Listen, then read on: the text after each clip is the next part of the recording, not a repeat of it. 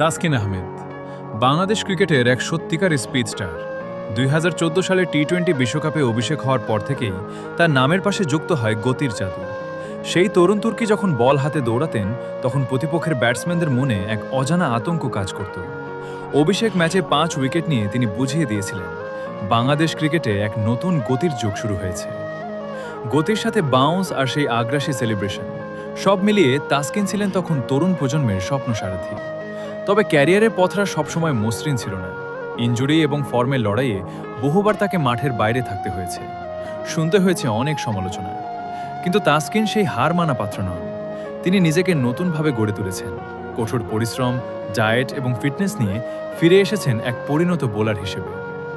এখনকার তাসকিন কেবল গতি নয়, বরং নিখুঁত লাইন লেন্থ আর সুইংয়ের মিশেলে ব্যাটসম্যানদের জন্য এক জলজান্ত আতঙ্ক। তার এই তাসকিন 2.0 ভার্সনটাই আজ বিশ্ব ক্রিকেটে সমীহ জাগাচ্ছে।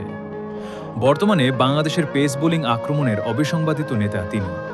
দলের যখনই উইকেট দরকার, তখনই অধিনায়ক চোখ রাখেন তাসকিনের ওপর। কঠিন সময়ে মাথা ঠান্ডা রেখে ইয়র্কার কিংবা স্লোয়ার ডেলিভারি দিয়ে তিনি বারবার প্রমাণ করছেন তিনি কেবল একজন বোলার নন, তিনি এক মেন্টাল টাফনেস বা মানসিক শক্তির প্রতীক। টাইগারদের এই গতি দানব সামনে আরও অনেক রেকর্ড করবেন, এই প্রত্যাশা এখন প্রতিটি বাংলাদেশীর।